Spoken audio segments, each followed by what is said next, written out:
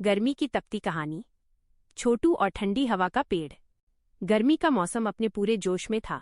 सूरज जैसे आग के गोले की तरह आसमान में चमक रहा था। धरती तप रही थी, खेतों की मिट्टी फट चुकी थी और तालाब का पानी दिन ब दिन कम होता जा रहा था।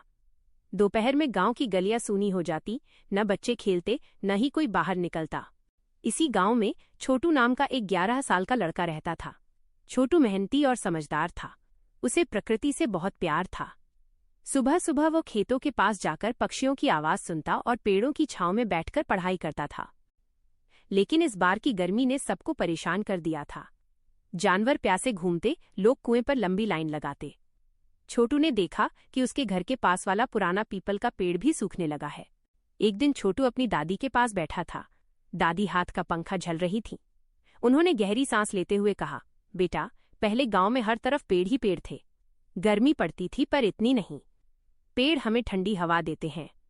छोटू ने पूछा, दादी, अगर हम फिर से पेड़ लगाएं तो क्या गर्मी कम हो सकती है? दादी मुस्कुराई, हाँ बेटा, पेड़ ही धरती की असली छाया है। उस रात छोटू को नींद नहीं आई। वो सोचता रहा, अगर गांव के लोग मिलकर पेड़ लगाएं तो सबकी परेशानी कम हो सकती है। अगले दिन वो अपने दोस्तों रामू, सोनू और गीता के पास गया। दोस्तों, क्यों ना हम मिलकर पेड़ लगाएं? छोटू ने उत्साह से कहा।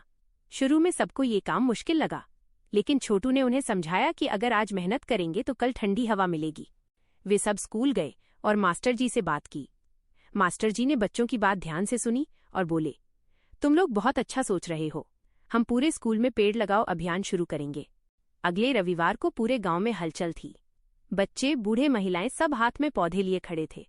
आम, नीम, पीपल और बरगद के छोटे छोटे पौधे लाए गए। छोटू और उसके दोस्त गड्ढे खोदते, पौधे लगाते और उन्हें पानी देते।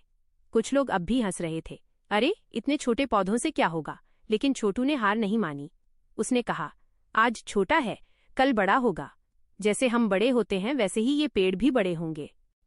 दिन बीतते गए। गर्मी के बाद बरसात आई। बारिश की बूंदों ने पौधों को नई जान दी। छोटे छोटे पौधे हरे भरे हो गए। छोटू रोज स्कूल से लौटकर पौधों को देखने जाता। वह उनसे ऐसे बात करता जैसे वे उसके दोस्त हों। धीरे धीरे गांव का रंग बदलने लगा। 1 साल बाद जहां पहले सूखी जमीन थी वहां अब हरियाली छा गई थी। पेड़ों की छांव में लोग आराम करते, बच्चे खेलते और पक्षी घोंसले बनाते। तालाब का पानी भी पहले से ज्यादा भर गया था। गर्मी अब भी आती थी, लेकिन पहले जैसी चुभन नहीं होती थी। हवा में ठंडक महसूस होने लगी थी। एक दिन दादी ने मुस्कुराकर कहा, देखा छोटू, तुम्हारी छोटी सी सोच ने पूरे गांव को बदल दिया।